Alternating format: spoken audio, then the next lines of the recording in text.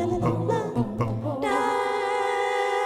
right, hello. Welcome to the Eddie Conversation Podcast. My name is Eddie Vigil, and I am your host. This is episode number 53, and joining me today is Nancy Azcona. Hello. Yes, Glad to be here. for sure. Thanks for, happy to have you. Of course. It was a long time coming. I'm very glad that we finally got here. It's been a bit. Wrangling Los Angeles folk is, Yes. I'm my own worst enemy, truly. I hate that I have to schedule weeks in advance with friends, and then I end up also being the person that you need to schedule weeks in advance, and I dislike it. Yeah. Well, yeah, and almost for us, we had to revert to the other thing where weeks in advance wasn't working. Yes. And we had to do last minute. Yes. And here we are. Thanks We for made joining it. us. Like, subscribe, all that good stuff, ratings. I don't know. I don't usually say that, so I'll just say it now. It's because we met during YouTube, so it just like naturally came. Yes, let's start with that. Yeah. I met you on Smosh. Yes, we worked together on Smosh. I think you were scripty at that point. Yep. Yeah, right? This is an opportunity as well. I don't know. Just to start there. Yeah. I usually do this. This is a consistent theme on the show. Is I normally do this little PSA for scripting. Yeah. I love that.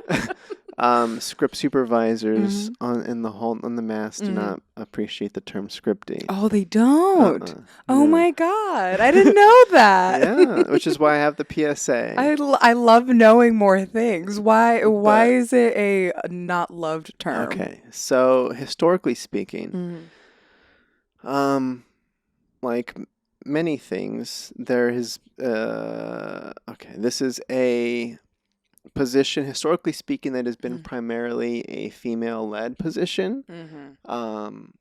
And it is also a secretarial looking down on position, potentially. Yeah. By, historically speaking, men in position of power above them that would condense the name of script supervisor into scripty, use it as like a more of a demeaning, cutesy, you're the cute girl, script girl, scripty. It's like a cutesy nickname thing. A lot of script supervisors, I don't know, it's like a little bit of like a cringe. Yeah, like they wince at it. It's like, oh yeah. So spreading awareness on that. Oh my God.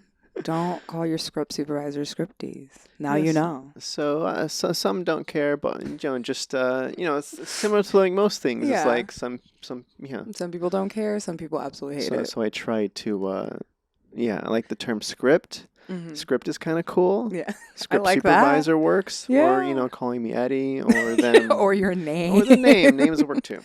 Yeah. Okay, so I was script supervisor for Smosh. Yes. Should we explain what Smosh is for those that don't know? Yeah, if you were not on the internet or YouTube specifically in like 2008, basically, you probably have no idea who they are, but they were a big comedy sketch channel, and they're going on, I think they just celebrated their 16th year recently or something, maybe their 17th, I forget.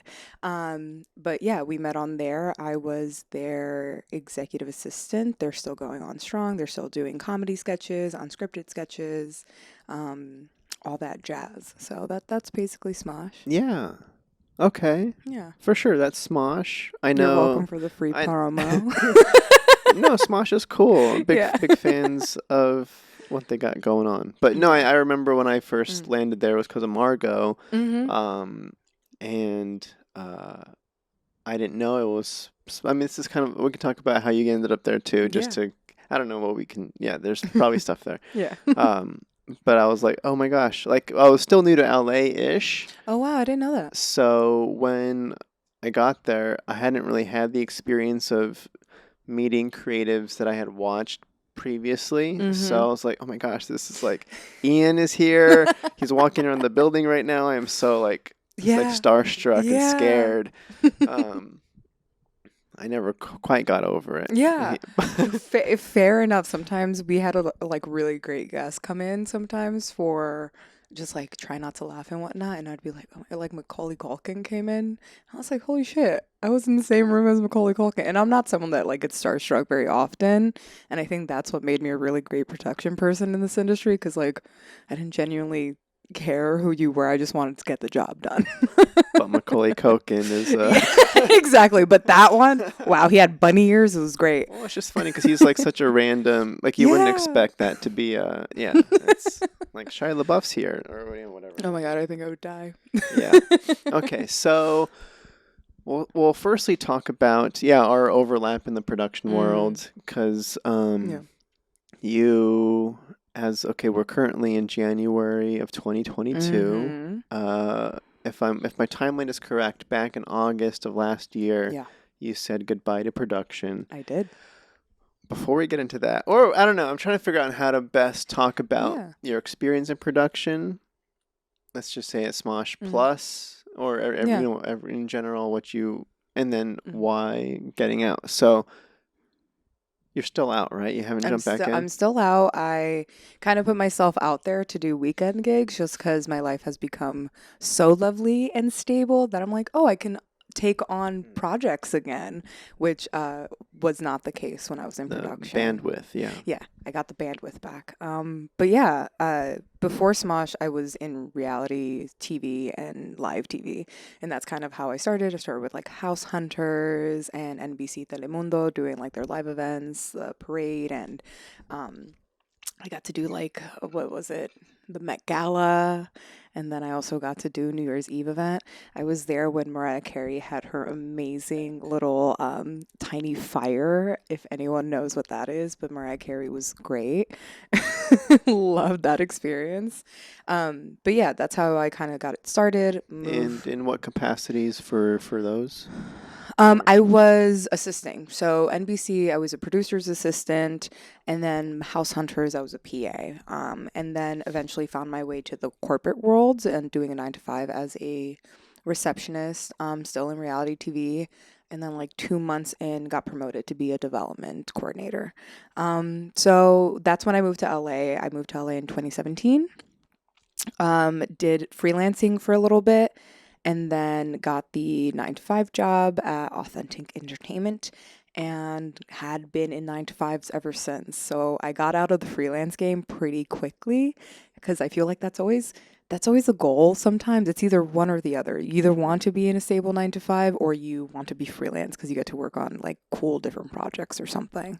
Right. The illusion Yeah. of choice. Yeah, exactly.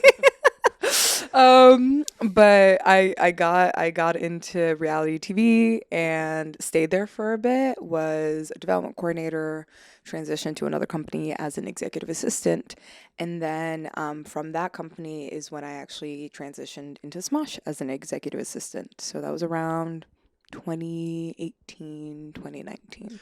And if I recall correctly, because we didn't interact too much on Smosh, because it was normally like production weeks that I would be in, and we're shooting and Yeah. whatever. But I do believe I was talking to you about how you got there, and you had mentioned that you were interviewing, and you didn't even. Yeah. They kind of said. Yeah. It's not like it wasn't like a prank or anything, but it was like. I did kind of get pranked. Okay, you wanna tell the story? Yeah, that's okay. So there is a Facebook page on Facebook called Awesome Assistants, and it's kind of how assistants gather like information for each other and also post jobs for each other. So I was on there, and one of the assistants from Mythical Side had posted that they were looking for an EA, and at that point I was looking for a job too. And I said, fuck it, let me apply, let me see if I can do this. And they had posed it as if it was going to be for Mythical Entertainment. So that's Rhett and Link's company, Good Mythical Morning, all that jazz. So I had studied because I had not watched Good Mythical Morning. I know there's a lot of people there that like were fans before they were working their employees, but I don't remember them from the internet age of 2008. So I did my research. I saw that they were on Jimmy Fallon, they were doing TV. Like I went in prepared. I get to the interview. I sit there, and Jenna, who was the person that originally posted the job posting, was just like, actually, your interview is going to be over here. So we go to the 727 side. And I'm like, what is happening? I'm getting dragged around. So you were sitting in the mythical space, and then they took you out of that space when you already showed up. Yes. Okay. To a different building. Yeah. And I was just like, I'm gonna die. This is how I die. No, but basically, as we were walking to what it was the Smosh side, she was like, "You're actually going to be interviewing for Smosh," and I was like, "Well, dang." I didn't prepare for this. I did not study for this test. Study for a different test. Right. And I interviewed with there were like two VPs that are no longer there, but interviewed with them, and also Ian, which I was shocked because I hadn't seen Smosh in ages at that point, but his face was very familiar to me. So I was like, who are you? I know you're famous in a capacity, but I don't remember your name. But so that was cool. I just interviewed with them. It was really great. I kind of vibed very well with all of them. I told them about my reality TV experience. It said some really funny words that somehow landed me the job. Yeah, because I think that was during the time. I don't know. I don't want to talk too much about Smosh specifically. Yeah. But I think they were going through that transitional phase where they're just newly acquired by Mythical. Yes. So it was still under the Mythical umbrella. Yeah, everything was a secret at that point. Even when I was having my interview, they wanted me to keep it under the wraps because nothing was like finalized, but things were in the works to be finalized. You know, they had just acquired that part of the office. They were getting employees at that point. They were like staffing up at that point, basically. So nothing was final. And it wasn't until I think a month in that I was actually working with them that they made the announcement. So, yeah. Cool. Okay, so you got pranked. You got the job anyway. Got pranked and got the job. Awesome. Okay, yeah, and you were there for 2 years. 2 years, maybe 2 years and like change. Yeah. Okay. Where do you want to go from that? Is there stuff there? Because I know you worked there in different capacities as well. I believe Margot left during your thing, and you kind of took her over her position. Is that kind of how it worked? I basically. So I started as an executive assistant to all the VPs, and that was great. I loved everyone that I worked with. I think it's very rare when you're an assistant that you like your bosses. And having worked as an assistant in many capacities at that point, it felt very nice to have like a place where you felt like a person and not just like another cog. Yeah. Yeah. So I'm quite unfamiliar with the assistant life. Yes. Because I know executive assistanting, that's not a word. Being an executive assistant is almost like a pretty full-fledged career path for certain people. Yeah. I've met a handful of them, but I don't know the lifestyle. I don't know the dynamics. Yeah. I don't know the plan of attack on what that ladder looks like. Can we? I don't know. Can we talk about that a little Absolutely. So I never thought I was going to be an executive assistant because I hated tending to people. I'm good at it. I'm a nurturer, like innately, I think. But I like the thought of executive assistant was just like, you have to like go through all this bullshit, and like I don't want to deal with it. So because when I was a development coordinator, my boss was amazing. She was a mentor for me for a very long time. She was the showrunner for Honey Boo Boo, and she's amazing. I love her still to this day. I think she's an amazing Is Honey woman. Boo Boo still a thing? I don't think so. I don't think so, but I also don't know.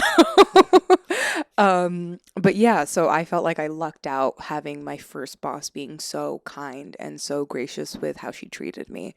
And then I kind of got a harsher reality with my second assisting job.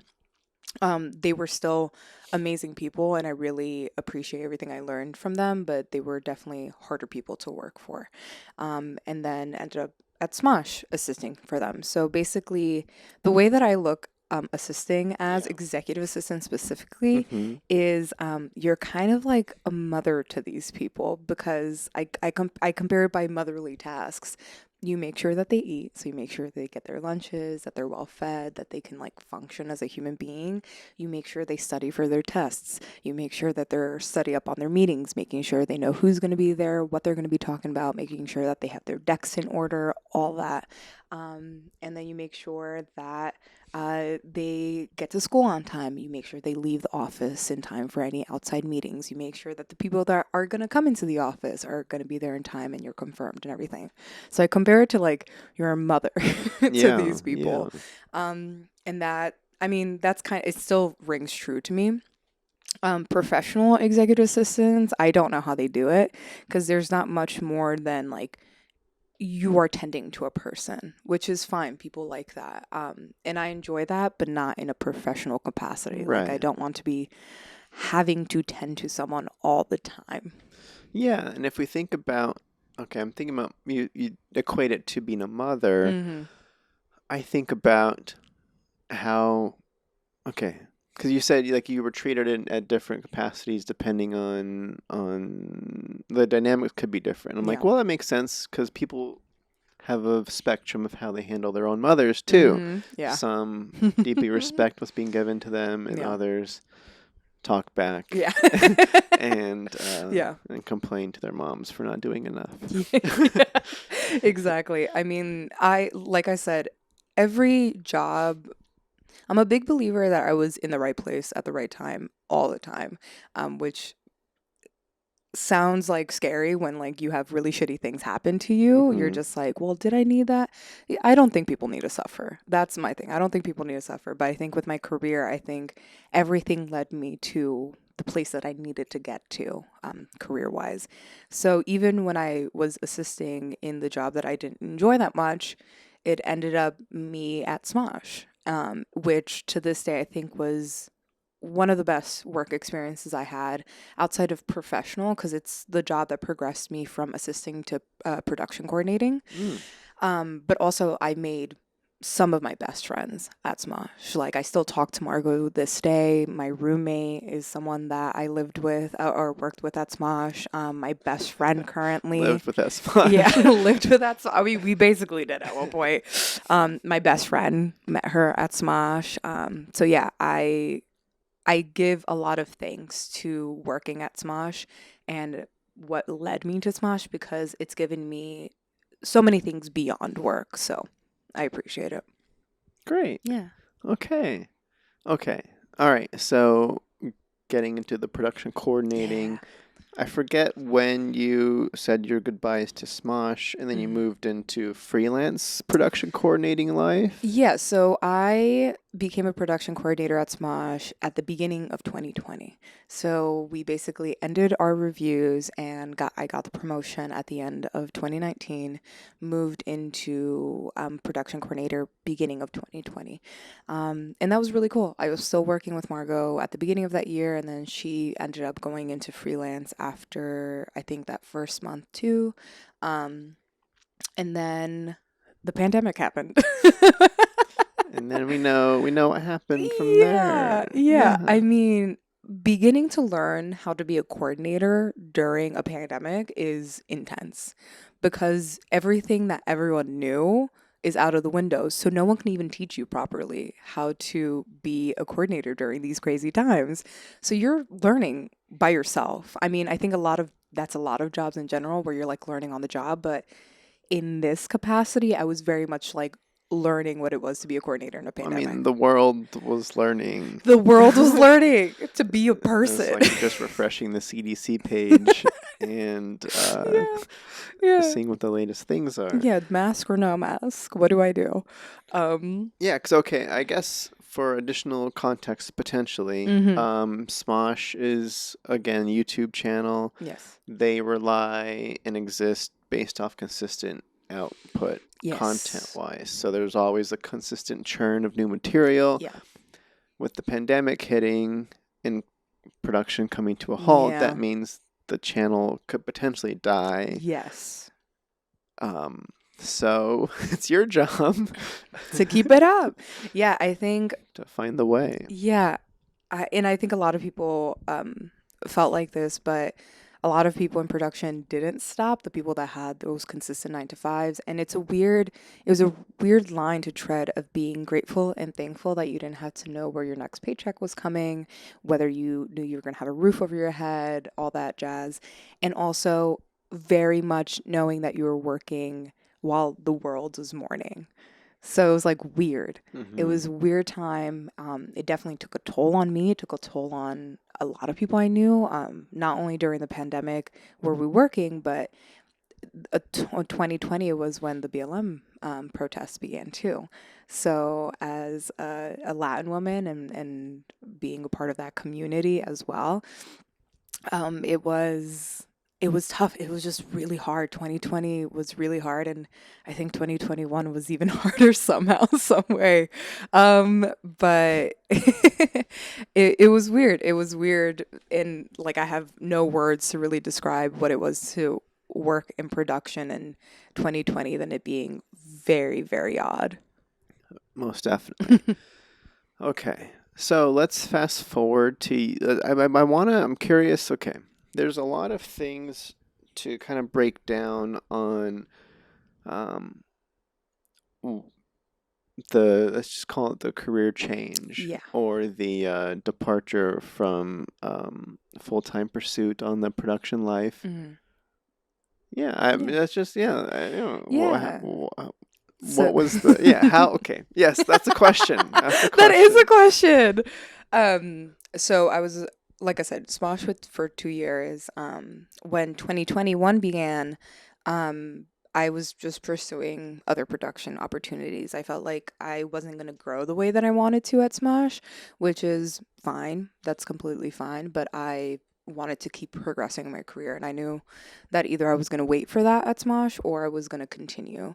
And I'm an impatient person. Sure. So I was like, let me just seek. And I actually ended up seeing one of the first person that I actually worked with out here in LA at Authentic Entertainment had posted a job posting for a production coordinator at Sawhorse, which is a more commercial branded company. I did a ton of commercial and live Zoom events through there, and it was really cool. But I saw that posting and I had just contacted my friend at the time and said, "Hey, I'm interested." And she was like, "Oh my God, yes, I would love you here. I didn't know you were looking." And I was like, "I didn't know I was looking either." Yeah. um, but yeah, so basically at the end of January, I left Smosh and entered Sawhorse. And that was also a really cool, great learning opportunity because it was commercial. So I was kind of starting where I began with live television, with the fast pacedness of it all. Um, but it was again a lot. It was a different, I was still working during the pandemic as a production coordinator. Mm-hmm. Things were still very uncertain at that time. When I had transitioned, vaccines weren't even being doled out just yet. So it was a interesting transition, but in my mind, I did it to progress my career, basically. Yeah. And then, no, I guess, yeah. Getting to, I guess, potentially fast forwarding to um, the transition out, I guess Mm-hmm. is the thing. Yeah. I don't, yeah, I don't, yes.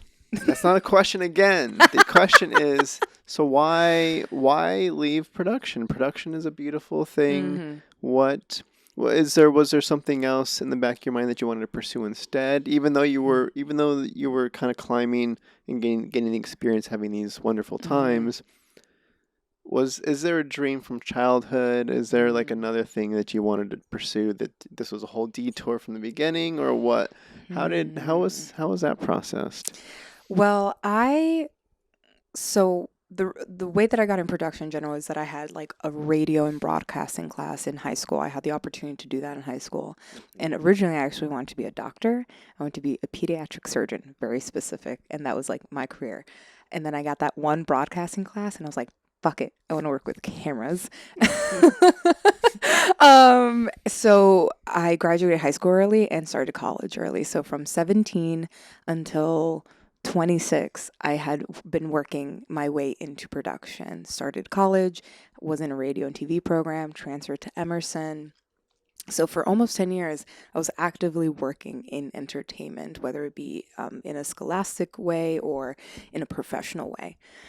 And then, during the pandemic, I was antsy. I was just like, I'm not getting where I want to be getting. Like, I don't feel like I'm being respected or getting the opportunities I should be getting.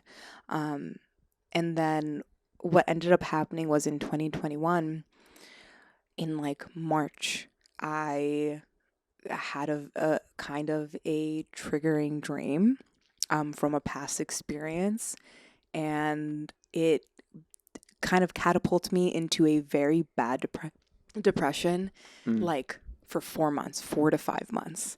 So I was like not a person for 4 to 5 months in 2021. Yeah. Okay. A couple of things. Yes. Okay. I am curious to know more about the dream, about where you want to be. Again, like what you're working toward. Yes. And then curious on if the production life somehow led to putting yourself in, or putting the brain in like a mental state where it was kind of being set up to have this reaction. Yeah. How does that all play? Yeah. I mean, my dream was, no, that's okay. My dream was production for a very long time. I mean, my dream was to work in entertainment and be successful in entertainment. I think, some people have goals of like, I want to, like have a Emmy award winning show or these like lofty goals. And my goal, my like very main goal working in production, being who I was, coming from the background that I came from, was to get to a successful place without needing to step on someone or needing to basically harm anyone during. I want to go basically become successful and be a good person. And be a good person, which is very possible in the industry, but I didn't have many examples of that. Okay. So when you say be successful, aside from the good person thing, we'll get to that too. Yeah. So as far as being successful, I guess, are you wanting to produce? You want to be a producer? So that was like the ultimate goal when I finally found my track in production. Basically, I wanted to become a production manager to then eventually be a producer. Gotcha. And yeah, like I said, I hadn't had many examples up until like 2-3 years ago of like people that were successful in the way of just like they're getting jobs, they're getting called back, people like working with them, and they produce really cool things. Awards aside, they have a good crew and they're able to produce and execute a really great shoot. And they treat people well. And they treat people well. People like them. Yeah. Okay. Can we? All right. I don't know. I feel like I'm detouring a lot here. It's okay. But I'm curious to hear more about these examples of success, air quotes. I don't know why I'm air quoting that. I guess success is different for everyone, I guess air quote success because they're doing it in a way of maybe they're not being nice, they're not being kind or whatever. So I'm like, is that is that the thing? Yeah. Prior to meeting those people that were actually like, what would you call it? The ones that influence you in a way, not a mentor, but like kind of mentor-y, right? Positive influences. Like when you're a kid, you look up to athletes. What's that thing called? Like when you're a kid, you're like, I look up to there's a word I'm looking for. There's a specific. It's not coming to me either. Forget it.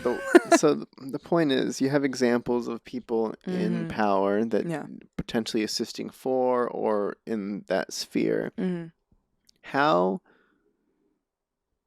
come there weren't examples of nice people. I don't know. How does that work? What's based on your experience, I suppose? Well, I had one, again, there wasn't many examples of people that looked like me. So I didn't have many like brown women, queer women to like look up to be in this specific world of production.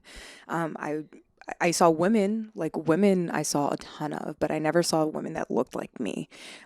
So that was like a big main thing where I'm just like, you can come from like a first gen background and you can be successful and get to the places you want to.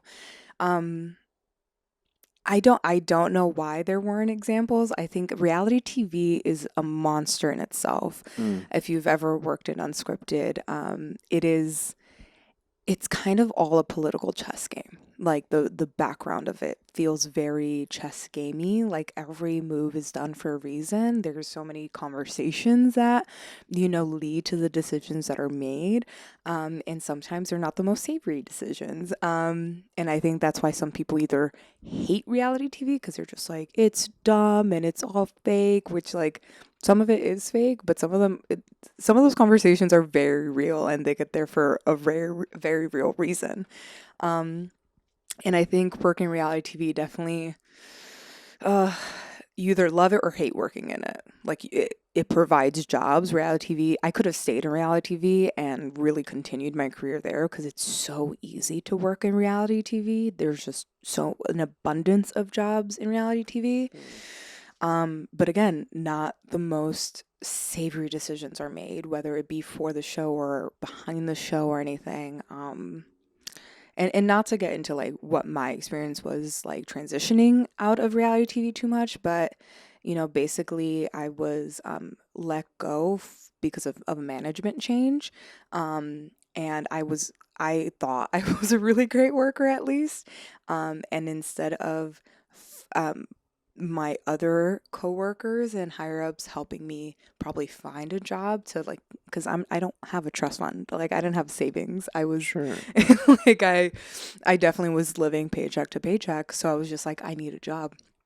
And people that I had thought and that had their like best or my best interest for them, that you know what I mean, ended up just like not caring, not caring about me at all. And that was devastating because I thought I was making like real connections at that point. And I was basically told like, no, figure it out. And instead, and not, no, like ill will against this person, but instead of trying to find me a job to stay there, they ended up like promoting my PA, who ended up just happening to be like a white guy. So I was just like, oh, okay. I don't know how they like Gotcha. let go of the two like brown women at the company and promoted like two executive assistants that just happened to be brown women, and it promoted this like white guy. Couple of straight white dudes. So I was just like, oh, I don't know how to feel about this. I did feel hurt.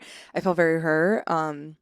So that's like a personal experience in reality TV that kind of led me to have like a sour taste in my mouth about how people were treated in the industry. Yeah. I guess, okay, the reason I guess I'm digging into that specific thing That's is fine. because like I'm in the creative space, of course, as well, and I don't know about how producing technically it plays in my dreamscape. I normally, because my dream is directing. Yeah. And for instance, I write stuff so I can direct the thing, so I have something to direct, and I'll produce stuff so that way I put myself in a position to direct the thing. But like I produce a lot. And I know I've had the criticisms as well where like, Eddie, you're too nice of a guy. You're not going to make it in this industry. You're not going to get to the next level because like you just treat people too nice. You care too much. You're not going to like, it's almost like as a half joke kind of thing.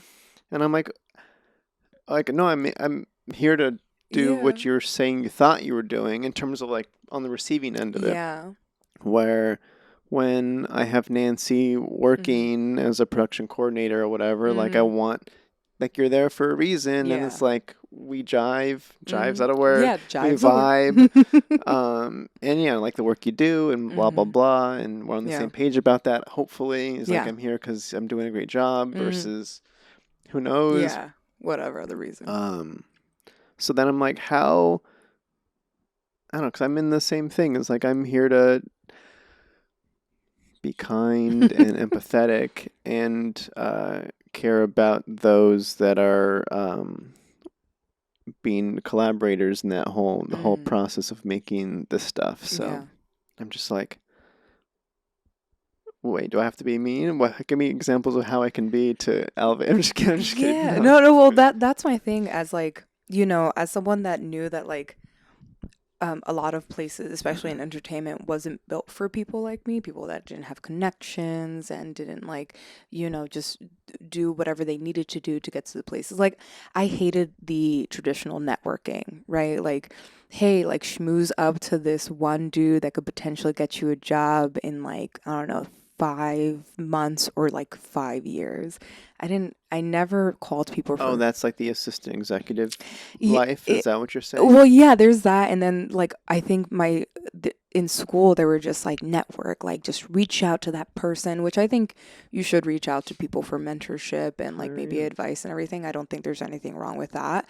But I think what I was seeing amongst my peers was that they were kind of just keeping people in their close circles for an opportunity as opposed to friendship, which sucked. And I didn't really associate with those people very closely, and people that I did end up doing shoots with were my actual friends. And like you said, because we vibed so well, we had such successful shoots, and it was fun to be on set because you always hear this, but you're not brain surgeons when you're entertainment. You're making something. It should be fun, instead of like, I'm pulling my hair out at hour 16. Right. Yeah. Yeah. I had a thought in there. I forgot what it was. That's okay. But yeah, I think there's a difference of being kind to your crew members. Oh, I remember what it is. There you go. Go ahead. I was just killing time. Before I forget it, no, thank you. I was going to say that you can kind of smell out the inauthenticity. Absolutely. I don't know if that's a skill that's learned or if it's just like innate, or if it's just being aware of it and looking for it. 'Cause if you're in the wrong mind space of I'm a creative that's going somewhere and people want to work with me and I'm awesome and I'm just going to also just be using people. Like if you're in that kind of negative energy mind space, is kind of how I'll describe it. Yeah. I feel like you're probably not going to catch on to other people in that same vein where you kind of just link up to each other and use each other and you're like, yeah, it's great. It's like we're both doing the same thing. We're just stepping on each other to get to the next stop versus lifting each other up. Yeah. But yeah, no, I can definitely feel a difference in interactions between people that I'm like, wait, are you like, you can, it's, I think if you have to be very comfortable in yourself and like you real with yourself, I think to have that intuition to be like, there's something off here. And like I do that with just like people that I interact with sometimes, and I just tell like my best friend, I'm like, there was something off there. I don't like it. And she was just like, what? It's been like 2 seconds. And I'm like, I don't know. I just like didn't feel great. And then I have another friend, Jesse, who I've like done that with a few times where I'm like, Jesse, I didn't really care for that person. Or like, I don't know. I don't really care for those conversations. And he'll tell me like a couple months later, like, yeah, you were kind of right about that. How did you know? I was like, oh, I just felt it. I don't know. I mean, it's like little tiny things. Like if it's an in-person interaction, like just the classic little eye contact, or you're talking at me but not to me, or you're not actually answering the question. I don't know, just little things. But okay, all right. I forget where we were. In the timeline of things. I just transitioned out of Smosh into Sawhorse, but still wasn't loving what I was doing. And then the depression hit. Yeah. So depression comes, and that eventually leads to you diagnose. I mean, there's tons of diagnosis work I'm sure you're doing during that time. which eventually led to your August announcement Mm-hmm. of leaving. Parting. So, I don't know. I don't know where to go from there. I think it's intense when you work for something for 10 years and then you're just like, hey, I'm not going to do this anymore. And I actually have no idea what I'm going to do next. Okay, so I do kind of know. Yeah. Let me pinpoint a couple of things that you mentioned in your initial post. Okay. Yeah. Let's talk about hustle mentality.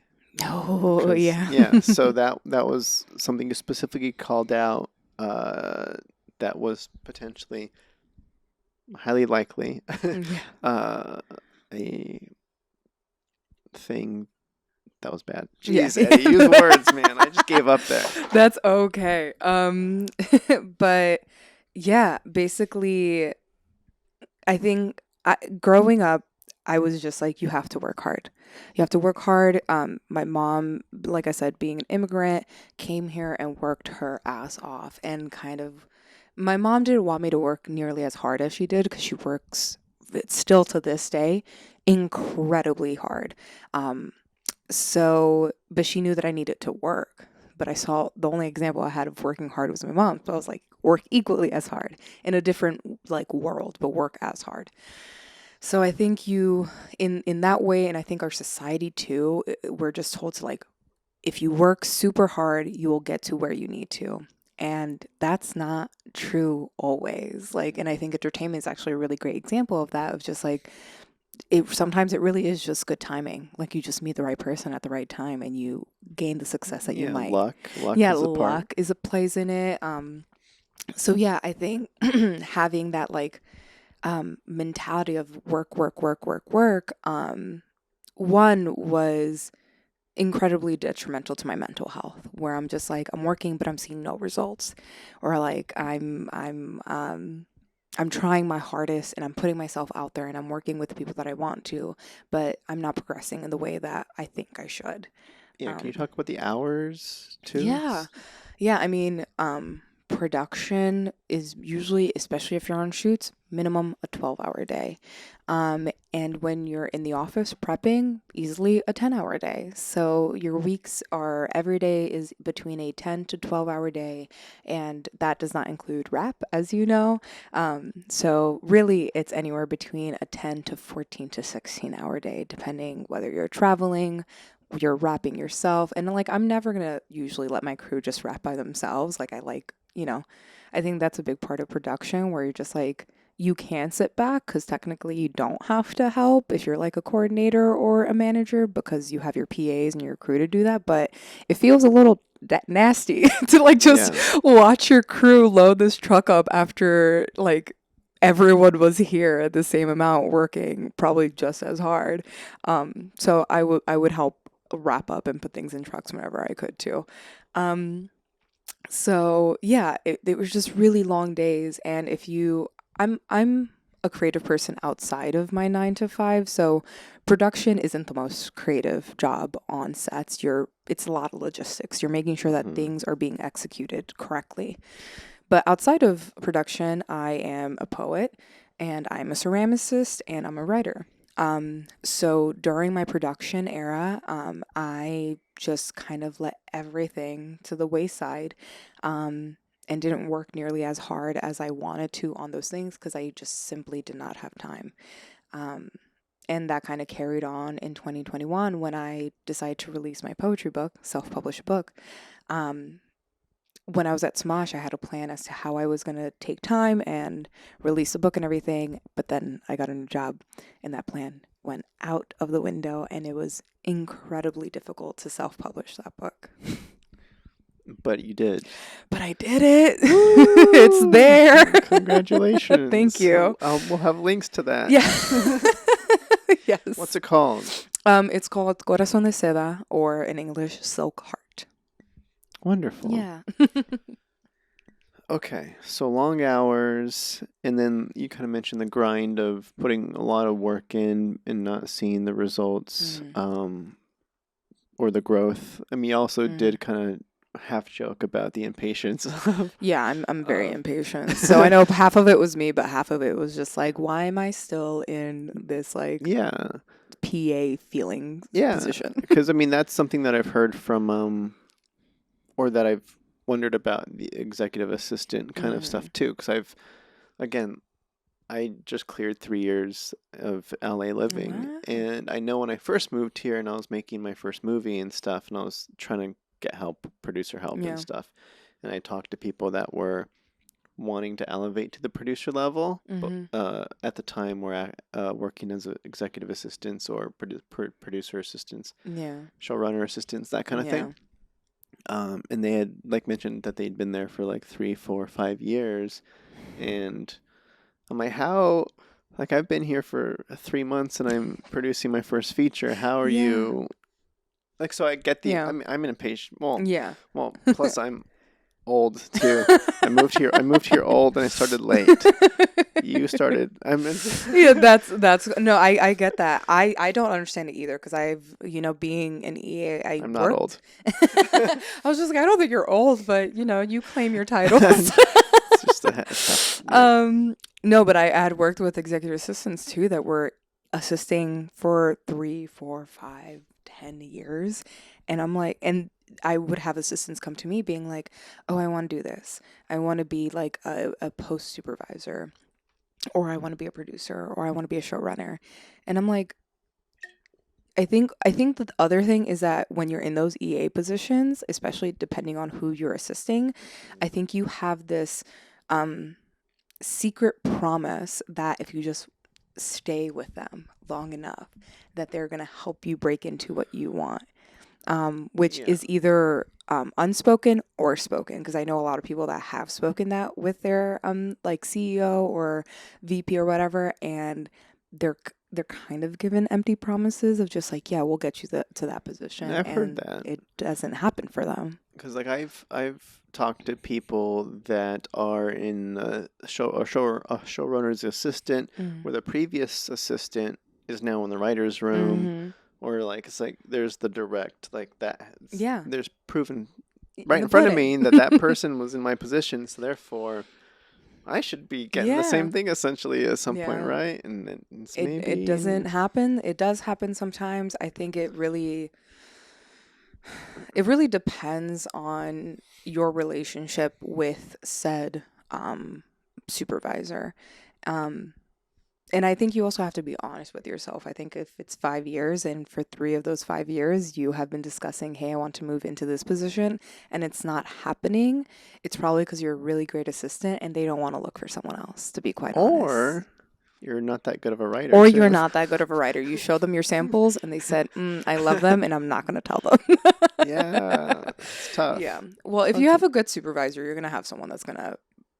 I think there is a fine line of being an asshole and just being mean with someone's criticism and being honest and being like, hey, this could be better and you're just not there yet. I've had those conversations with myself too. With yourself? With like people with me. I mean, with myself also, like I'm very mean to myself when it comes to my work, but people have sat with me being like, it could be better. Yeah, that's something I wish... it's hard. Those conversations are difficult. Oh, absolutely. I kind of wish they happen more often. They need to. Absolutely. Because I think about like directing too. It's hard to, again, if you're like, let's just say in the limited circumstances that I have had where I'm a producer, director, and I'm bringing on crew. Yeah. Nobody's going to come up to me and be like, yeah, hey, can you do this better? Hey, that thing, you could communicate a little bit. So, I mean, ideally... They do I mean, that. you have a rock star AD. That's who you have. Like your right hand man, your AD is someone that I think can easily be like, hey, what are you doing? I see it on set a lot where that doesn't happen. But so I thought I was going to be an AD. Like my beginning career things, I thought I was going to be an AD because that's what I was doing in live television, and I really liked it. And I've worked with friends closely where I'm just like, hey, your gaffer is on one, and you need to get them together because I'm not dealing with it anymore. Yeah. I'm very comfortable. Like I'm very comfortable with being like, hey, I'm not trying to step over your toes, but what's happening here? It's like a teaching moment potentially. Yeah, yeah. And it depends on how you take it. I think I've had very interesting interactions with directors as an AD where I'm just like, oh, you don't want to hear it. You don't want to hear it, so I'm just not gonna.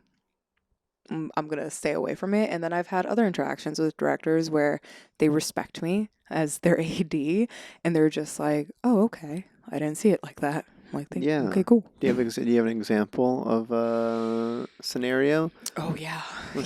Can I hear one? Absolutely. My first real paying AD gig was in New York actually for a music video. And it was last minute. I didn't know then that because of how last minute and chaotic it was, that it was probably all going to be very, very chaotic.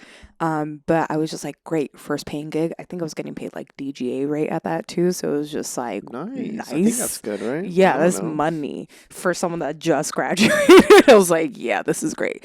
But yeah, when I got to set, I did not know there was a dance sequence.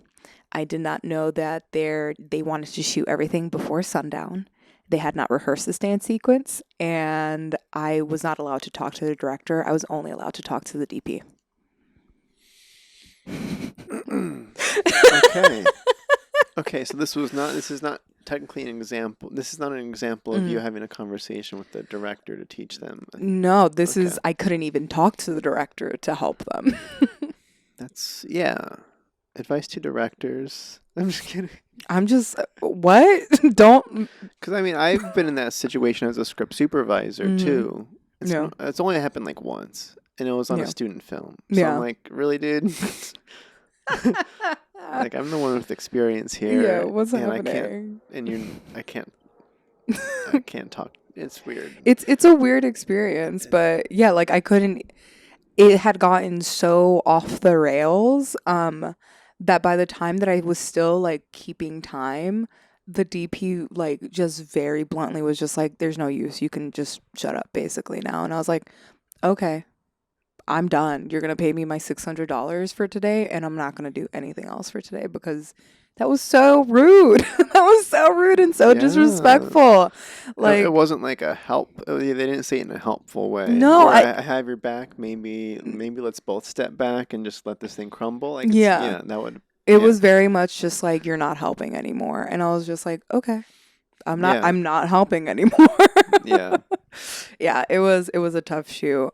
God. Yeah. I don't miss ADing. I loved it. I don't miss it though. Yeah, don't be an AD. don't be an AD. Don't do that. You don't need that. Okay, so we're talking hustle mentality. You mentioned I'm just looking at notes here. You talked briefly about the college experience and that this was something that you pursued we talked about that. Yeah. Let's talk about your writing. Yeah. I guess. We're here now. We're here now. And maybe we'll probably jump into production at some point again too. But okay. So writer is a broad term. So let's hyper focus. You did mention that there's poetry. Poet. Yes. Starting at the basics here. Definitions. I am poet. So there's poetry. You did mention do you fiction write too? Is that a novel? No, I do prose writing, which is like poetry in a different font. It feels like a little bit. I don't know how to describe it. It's just like my poetry turns into prose, which I should be better at because I write into prose sometimes too. And then I'm a writer in the article sense. I don't write fictionally. I wish my brain could tell stories like that because I think it's such a great muscle to have. My brain's not there. Yeah. I write from personal experience quite a bit and research. I love research-based articles too, but I write mainly for this publication called Mixed Mag, and I write mainly mental health and wellness articles, as well as some industry-focused interviews that I write. So, yeah. Okay. How? Basic question. When did you how long have you been writing? When did this start? We're pre-focus, post-focus. I'm curious on when that line hit and For that sure. sort of thing. Yeah. It feels like I've been writing poetry for most of my life. Like, I think the first memory actually was, so when I worked at Smosh, I like looked up my name often to make sure that I didn't have weird like people like You're talking about Googling yourself? like I Googled myself like every like 6 months to make sure that my information wasn't out there. Because I don't know if you know, but there's a website that like have your email and your phone number and like people can pay to see that information. I didn't want that. Yeah. I didn't want that at all. So I would Google myself like every 6 months to make sure that there wasn't a new website that had my information that people could buy. So in one of these Googles, I researched my name and I saw that there was a news12.com article that had my name in it. And I was like, when was I News 12? News 12 is Long Island's like news source. And I was like, what did I do for News 12? It was like when I was in 7th grade, I had written a piece that was like on this like local news website. So I guess my first memory of me writing is from this news article. And you're not from Long Island. I am from Long Island. Okay. Yeah. I was like, wait, are you from LA? And it was somehow picked up in Long Island? No. Gotcha, I'm gotcha. born and raised on Long Island, and yeah, so it was just interesting to see that I had this like article that I don't even remember like speaking about. Okay, that's interesting. Yeah. So for all you know, it's real. Yeah, it exists. But yeah, I had been writing as long as I can remember. Okay. Poetry specifically, I think I remember I started writing at like 12. But I didn't start seriously writing poetry, like actually learning the craft and like experimenting with it until I was in college in 2015. That's when I started like looking at spoken word a little bit more seriously and really fell in love with it quite a bit. And that's when I like decided that I wanted to write poetry seriously in like 2015. Did you have you explored the spoken word? I have. Great. How was that? It's fun. The first time I ever done spoken word was in college. And then I think that was like my beginning college, like 2012, 2013 is when I like did a random spoken word with a friend's like event. And then nearly like 10 years later, I did my first in-person spoken word last summer for a queer collaborative group called Cuties LA. They had something called Queer Poetry at Sunset, and it was at this beautiful location. And I performed my first time in person then, but before then I was doing spoken word on IGTV for the Poetry Lounge, which is located in LA. Yeah, I thought you were gonna say what's the other app that you can listen to people on? TikTok? It's called Clubhouse. Oh, Clubhouse. No, I know. My friend. my friend suggested that I do it on Clubhouse too, and I was just like, I don't know. I don't know, man. I don't need Clubhouse. Yeah, I'm good with the Clubhouse. Kind of random question, but did you ever see the movie called Summertime? No. I had a poet on the podcast before. His name's Tyrus Winter. Nice.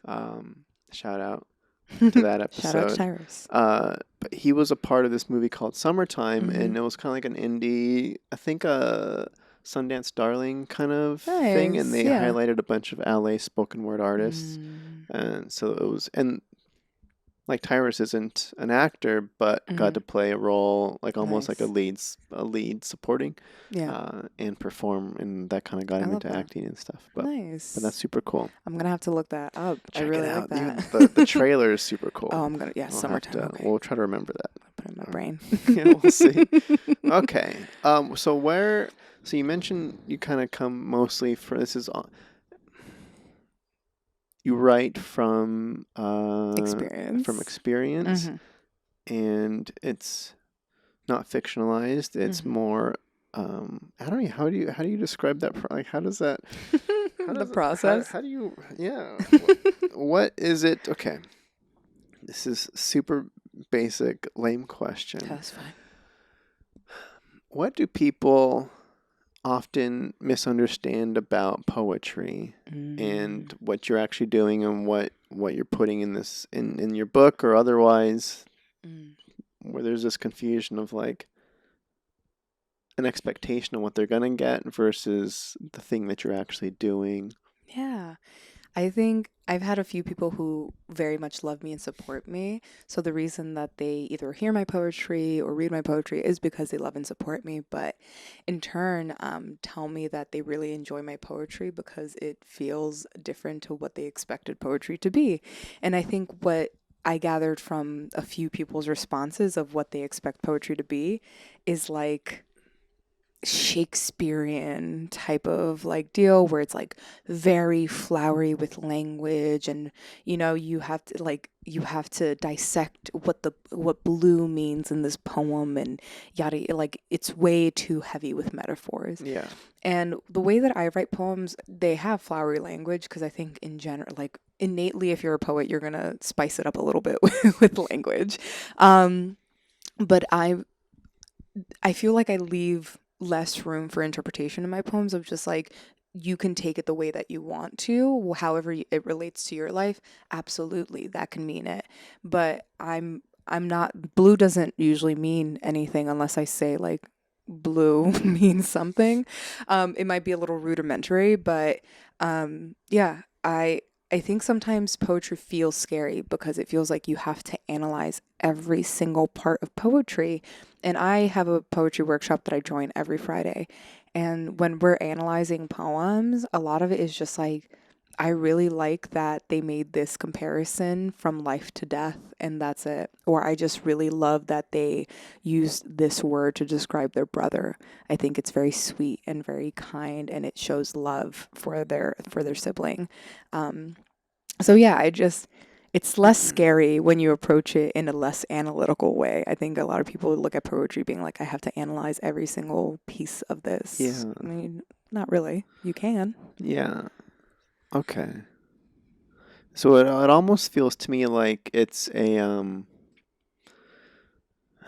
because I know I've read some of your work. Thank you. It feels like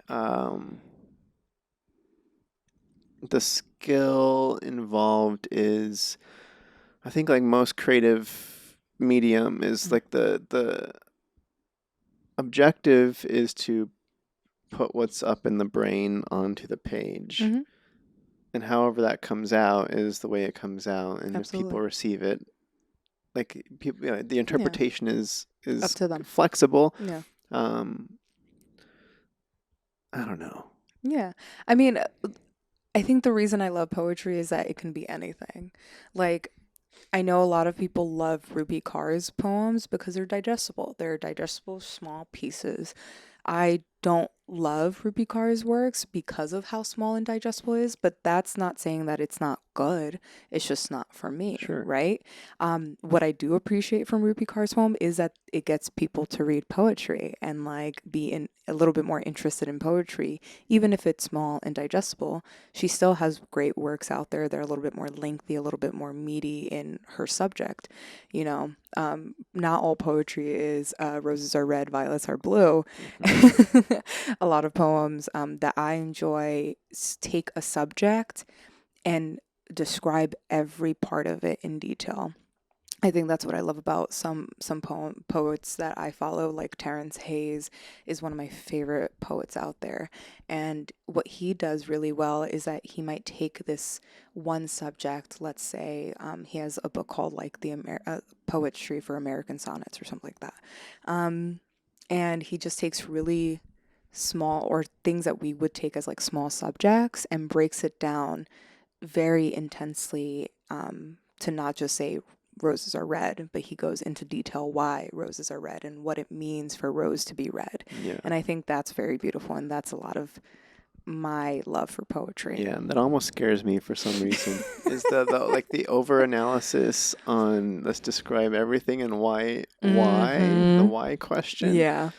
I'm like, oh my, I'm overwhelmed, and now I'm afraid of roses. Now I'm 'cause scared. I can vividly think of every Yeah. vein, Yeah. whatever. I know.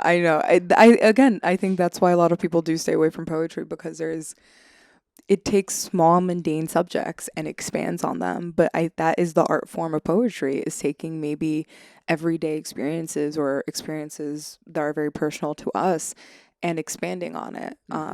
And I mean, like, fiction is very much that too. I think you take a subject and you expand on it in a novel. Yeah, I mean, I do think that there is an expectation when reading poetry where I'm like, you kind of go in reading knowing you're gonna get broken down and knowing there's gonna be a lot of introspective. Like, Yeah. it's just like it feels.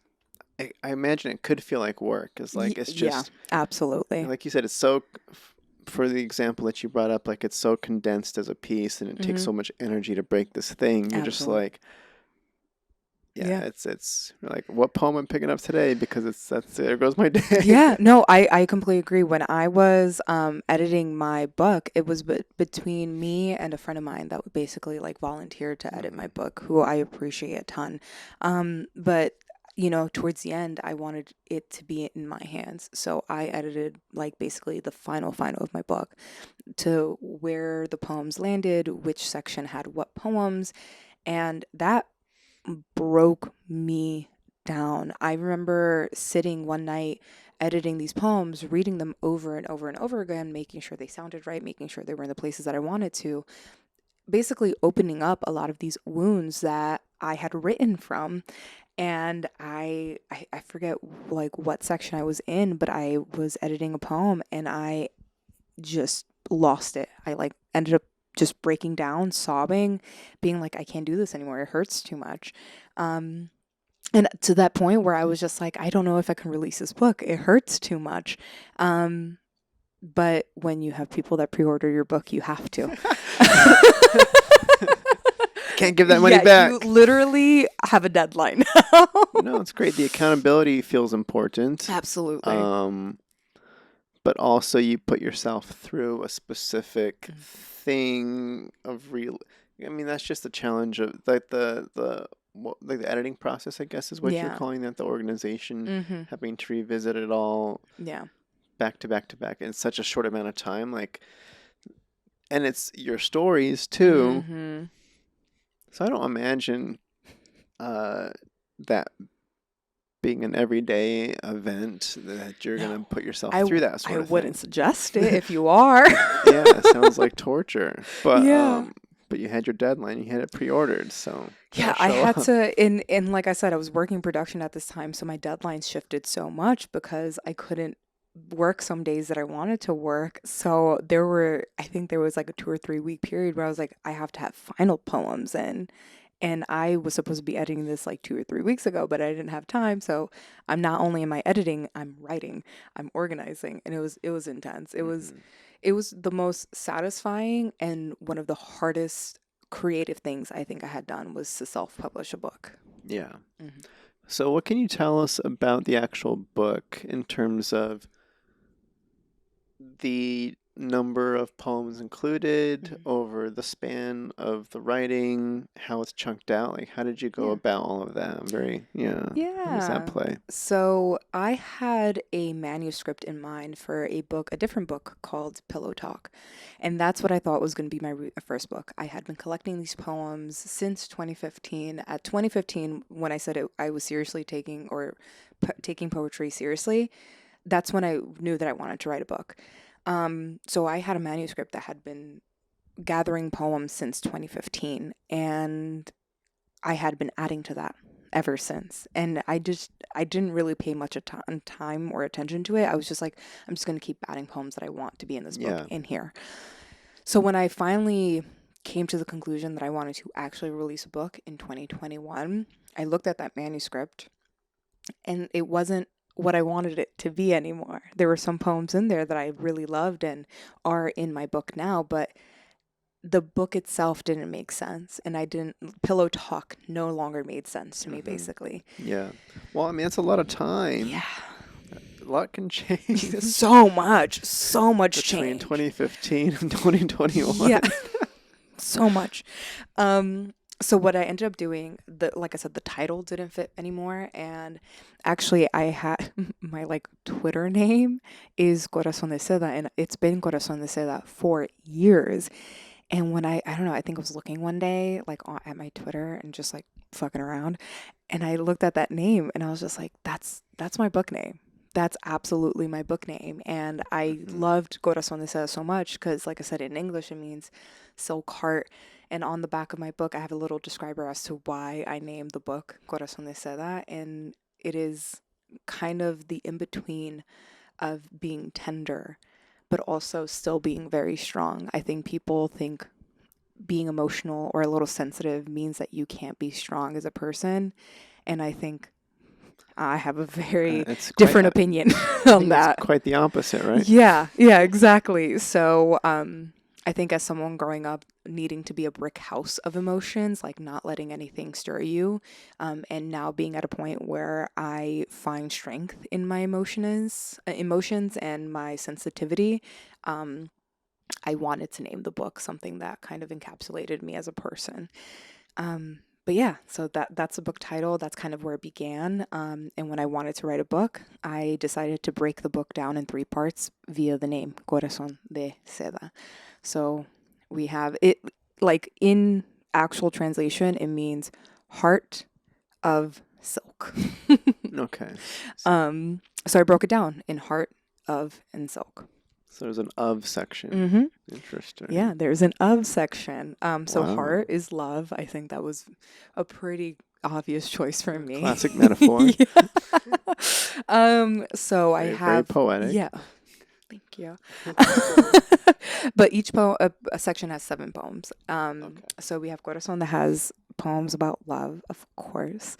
I love writing about love, and some people say that we had a workshop recently where people are just like, stop writing about love, or like that's like advice that people had been given to them. Yeah, because I could see, I can kind of get why it's like, okay, absolutely. If you're gonna write because the expectation is if I'm gonna jump into poetry, it's got to be lovey-dovey, and so it's absolutely breaking the stereotype or whatever. Exactly. Sure.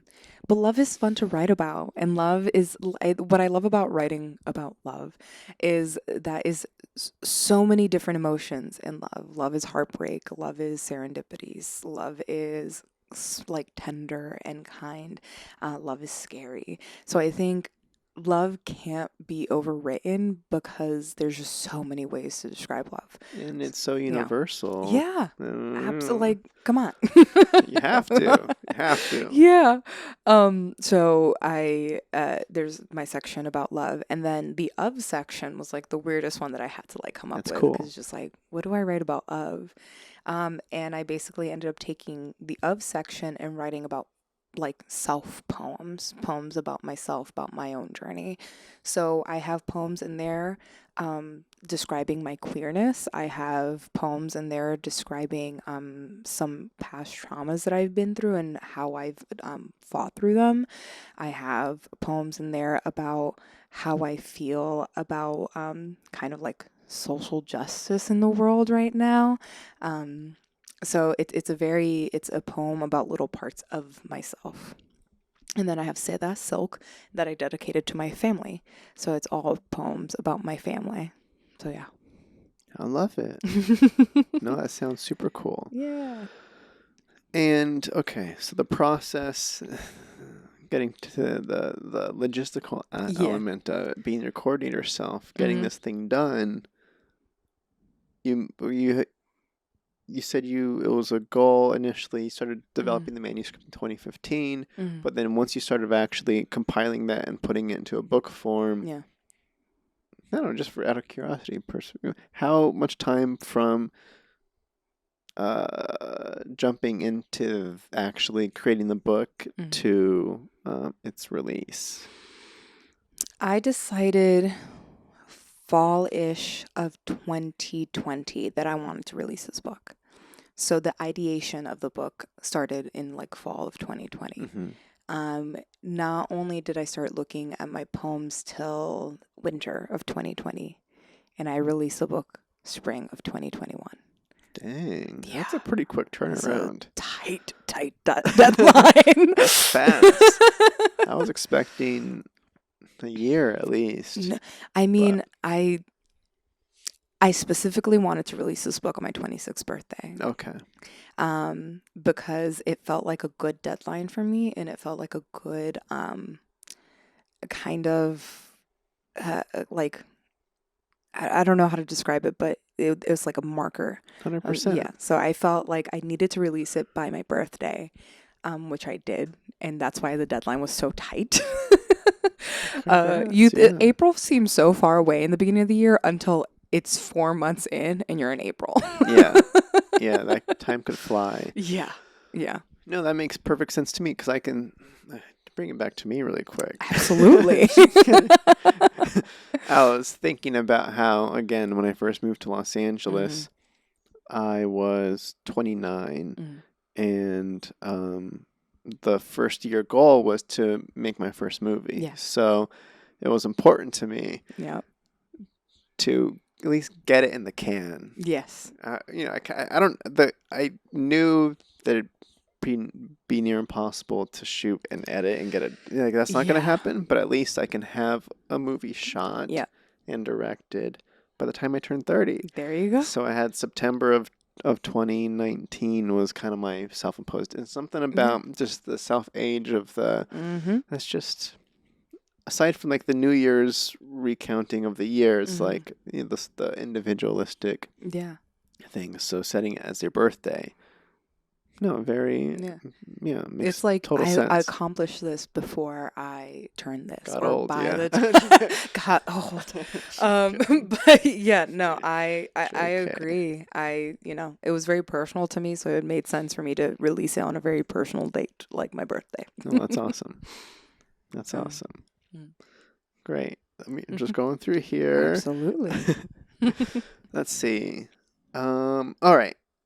This was something I forget where I picked this up. It might have been on your Instagram, or it might have been within an article / poetry. I kind of looked at it as like articles. It feels like an article. Yeah, probably. Yeah. All right. So you had a question to yourself / readers, I guess, to think about. But it's a little bit meta, but you're asking about how have people that have read your work, do they treat you differently? Was kind of a question you're posing to yourself I'll call it, in my perspective, like I almost read it as like a ramble. It's just like a train of thought, like so at some point it's like this whole like, wait, what are people thinking about me right now? Yeah. Am I going to get treated differently? I'm being very open. I'm, that sort of stuff. Okay. So I was curious on if you actually have experience on that specific note of, let's just say there's a before and after where you have a coworker that and then you release this stuff, and then the coworker reads it, and then there's like a different change of how you're treated, or is that a thing? I haven't picked up on it if someone has read my work and they either see me differently or think of me differently. I think the scariest thing for me, because I do write about love and my partnerships, is when I show like a partner a poem, or like a new partner poems about love. So my current partner, one of our like first dates, I had like mentioned my book about, and I just happened to have like a couple of copies in my back of my car because I was sending them to a store that wanted to sell them. So he saw the books and he's like, "Can I take one?" And I was super hesitant on it. I was just like, I mean, sure. And it at that point, it was like, one, I was nervous that I had like poems about like previous relationships in there, but also I was just like, I know that I've grown so much from even the release of this book until now. So I was just like, there's some poems in there that I know could be better, yada yada yada. And like, he didn't care. He was just like, if you don't want me to take this book, I won't. And I was like, no, you can take it. But yeah, he didn't treat me any differently. He didn't get scared away or anything after that. Yeah. Okay. Right. Okay. No, it's funny that you kind of take it back to the structuralness of the. It's like we're not reading it, analyzing your structure. We're not poets. We're not part of your workshop trying to dissect what we're just reading it. Yeah. You support me and you just want to like read things. And that, again, I love all my friends because they have really picked up poetry because I'm awesome. a poet. But yeah, I forget about that. I think I know the piece that you're talking about. I think it's like something about shadow work, like intro to shadow work or something. And I get to a point where I'm talking about vulnerability and I'm just like, well, when someone reads this, because I'm talking about how destructive I know I can be, and I'm scared about that destructive side. And then I get to one of the points where I'm just like, well, when someone reads this, me exposing myself a little bit of how like my brain works. Oh, so when someone reads this, they're going to look at me different and they're going to be like, okay, she's like crazy and she's yada, Nancy, you're fired. Yeah. Yeah. Like my job reads it. I'm screwed. No, but I thought you had it together, Nancy. Yeah. What is going on outside of work?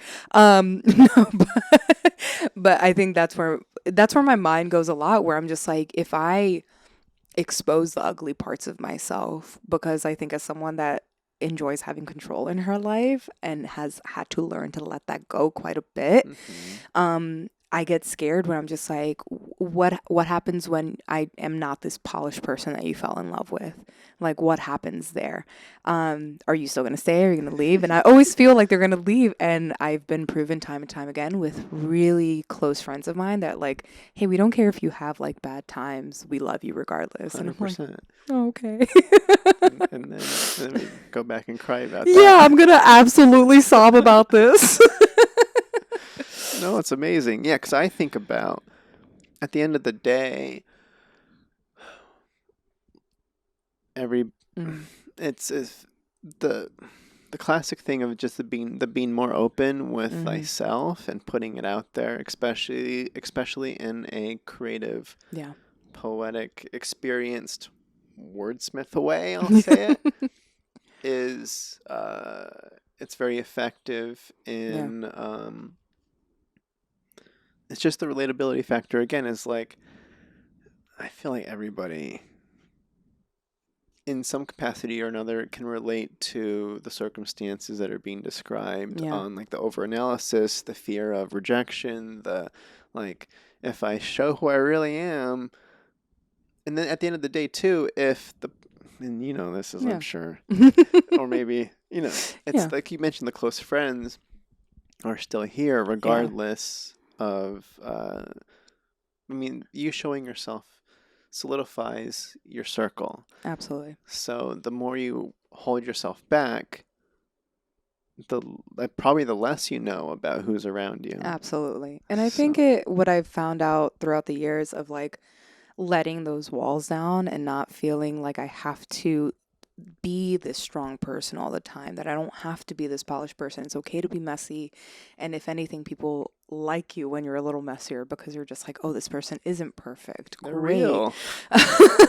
I think you end up doing a disservice to yourself when you are that closed off to even allowing yourself to feel feelings. I know like that's a term that's thrown around in therapy all the time. It's like, feel your feelings. And people are like, what does that mean? Yeah. But it basically is just being honest with yourself. And when you're sad, allowing yourself to be sad. And when you're angry, allowing yourself to be angry, however that comes off. I'm a big believer of just like, as long as you're not harming other people, like you're good. Like you're probably good. But yeah. Yeah. And ideally you're loving other people. Yeah. Versus, you can do the opposite of harm. No, I could almost think about taking that approach through the entirety. I mean, that's like a life lesson in general. Because I almost just when you're talking about it, I'm thinking about set life.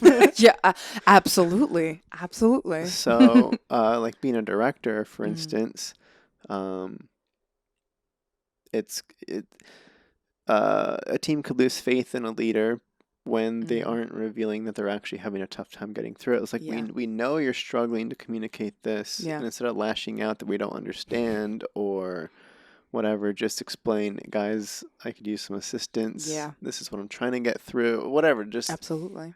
the reveal of that we're not perfect because we're not. We're not. I mean, I've had many times on set where, like, again, I'm not a perfect person. So as much as I try to care and put my crew first, there are moments where, like, I get really frustrated when something's not happening when I think it should happen. And I might, like, get an attitude. I don't think I've ever yelled, thank God, because I don't think yelling's ever necessary on a set unless you're shouting time. But I've noticed moments where I get frustrated and might catch an attitude with one of my crew members, and I immediately catch myself, and maybe not in the moment, but after a scene or something. After lunch? After lunch, when we've all eaten and are not hangry anymore. But I've pulled people aside being like, I'm sorry. I was upset. You didn't deserve to get the attitude. And it's so easy. I think apologizing is very scary for people because then it admits fault to yourself that you've done something wrong. But it solves so many things when you just take accountability for yourself and you're just like, I was a bit of a bitch back there and I'm very sorry about that. You didn't deserve that. Yeah. It's really hard. It is. I think about there's moments on a feature I was directing recently where I know it was like a morning where something just felt off in general. And everybody was kind of irritable that morning. Love those sets. And I, like you kind of said, like in the moment, you can kind of realize that something is off. Yeah. And I remember having the realization, and I'm just like, hey, DP, Max, something's off right now. I apologize for how this is going. I'm still off right now. Yeah, I don't know when we'll be on. And I don't know. And after lunch, everything was better. It's always after lunch. It's always after lunch. So it was just weird. Yeah. Either way. Yeah. 100%. No, I get that. Okay. Let's. I'm gonna ask a really random one. Go for it. Just to mix it up a little bit. Yeah. This is just based off Instagram, but I wanted more context. This is almost like all right, Critter Country. Critter Country. I am okay. What is Critter Country, and why are you so excited about it? Okay. Critter Country is in Disneyland. Which park? California Adventure or Disneyland? Disneyland. California. Yeah, in California. And I have not been to Disneyland. This Tuesday was the first time that I had ever been to Disneyland, and I've lived in California for 5 years at this point. And Critter Country is what you're posting about. I had told this to my partner that I had never been to Disneyland, and he randomly bought us tickets to go to Disneyland on Tuesday. Amazing. He's a very sweet boy. And I don't know why, but I thought it was hilarious that the only picture of a place that I had taken on my phone was of Critter Country. I didn't take any photos of Star Wars Land. I didn't take any photos of the castle, of anything else but Critter Country. And I was like, yeah.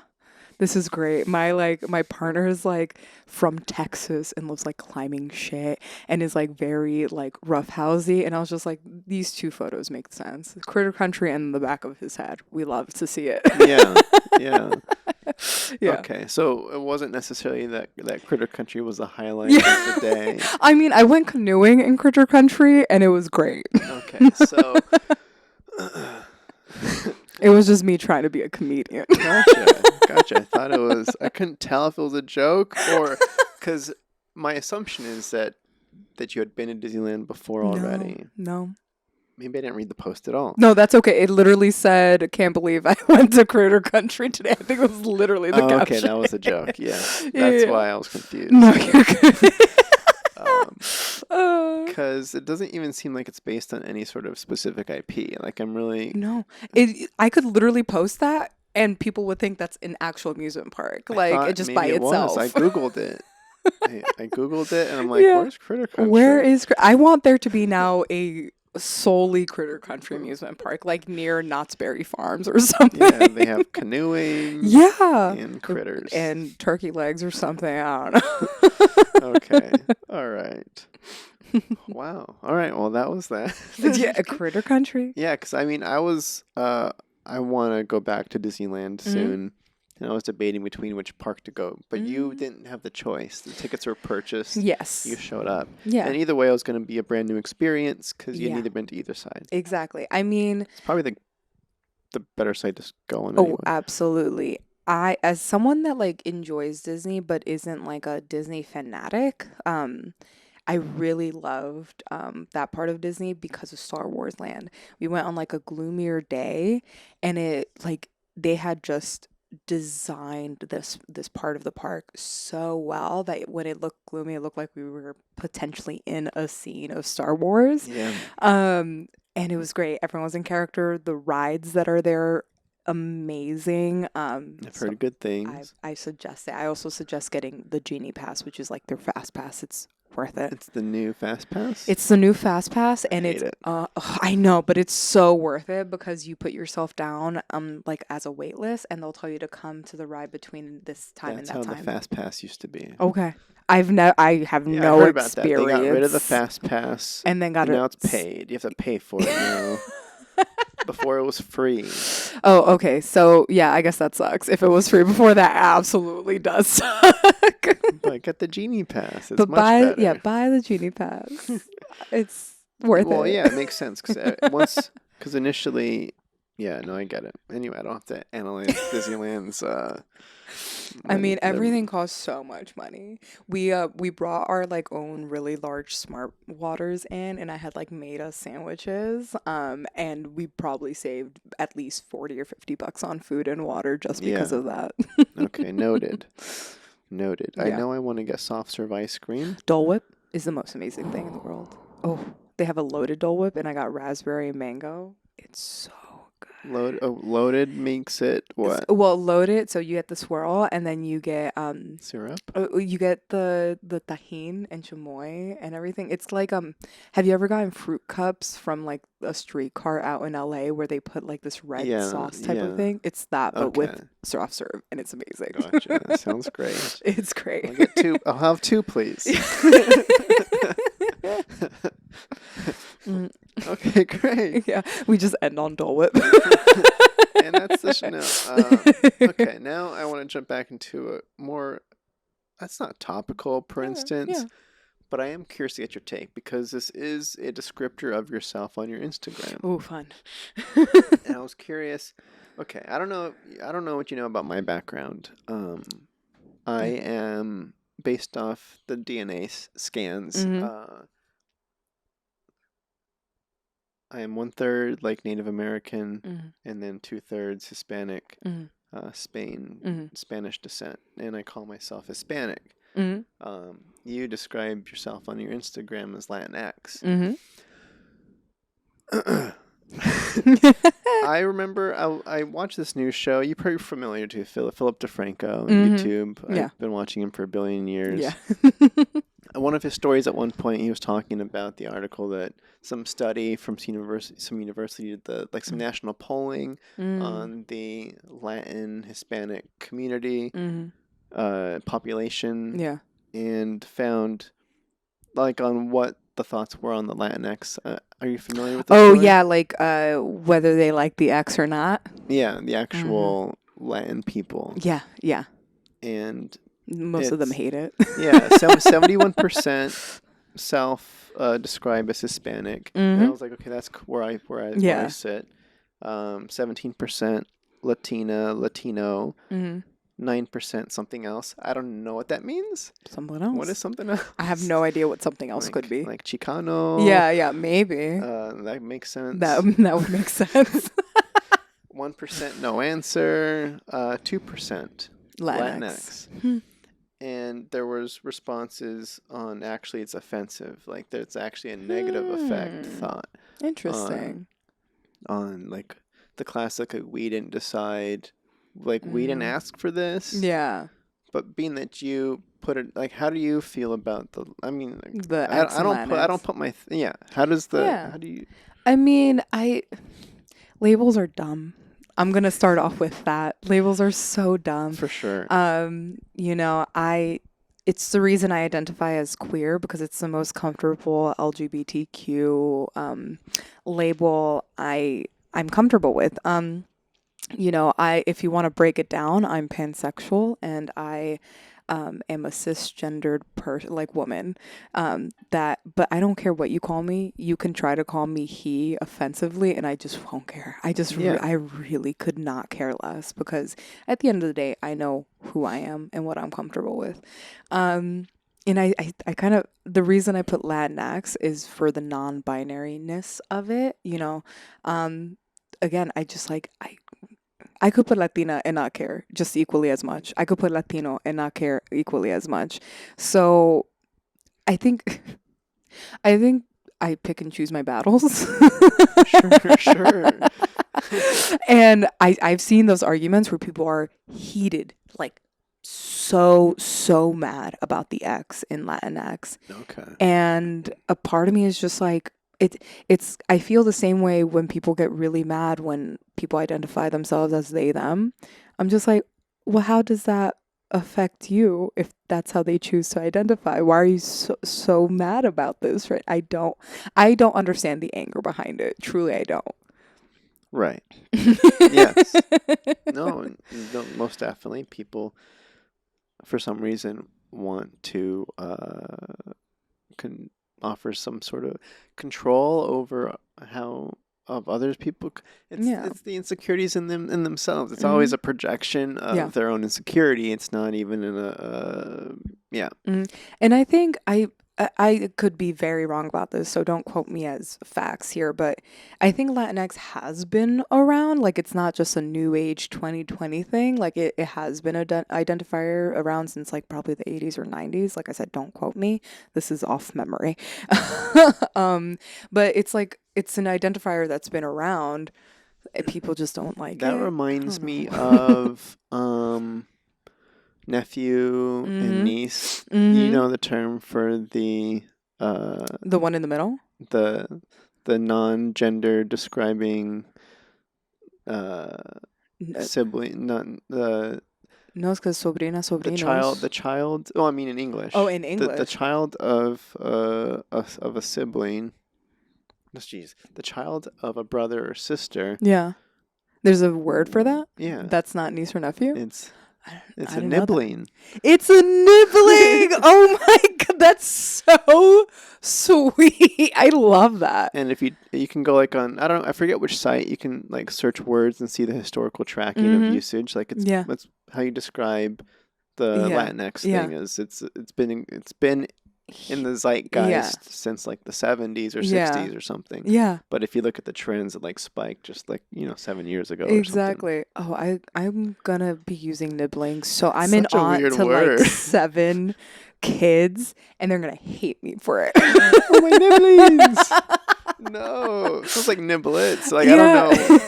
It's like chicken nugget. Like I don't know. I think that's why I love it. And I have some of my nephews are old. Like I have some nephews in their 20s already. So I'm just like, you will be this cute. I know you're 6'4", but I will be calling you my nibbling, and they're gonna hate it. Yeah, please take that home. And let's normalize. We're claiming nibbling back in 2021. 2022. Oh my god. I'm not used to it yet. I'm sorry. Yeah, we're still new. Okay, yeah, but I guess I'm mostly curious about this Latinx thing just because I'm like I don't know how No, I don't think really anybody cares about my opinion on it, so I just don't put it. I don't put it out there. I don't bring it up. But I do know. I remember I was on set once, and somebody, you probably get it a lot too. I'm like, what are you? Who are you? And somebody, he was trying to guess. I don't know why he. Just don't guess. As they do. Just ask. He's like, so are you Latin? He was asking me if I was Latin. Okay. And I totally did not know what he was asking me. I'm like, he just took off there's no X, O, or A. It's just Latin. Latin. Well, so when I thought of Latin, I was thinking of the language. I'm like, Latin, is that like Greece? Is that where does Latin originate? Oh, so it was like Mediterranean. So I totally didn't even just clock it as. I'm like,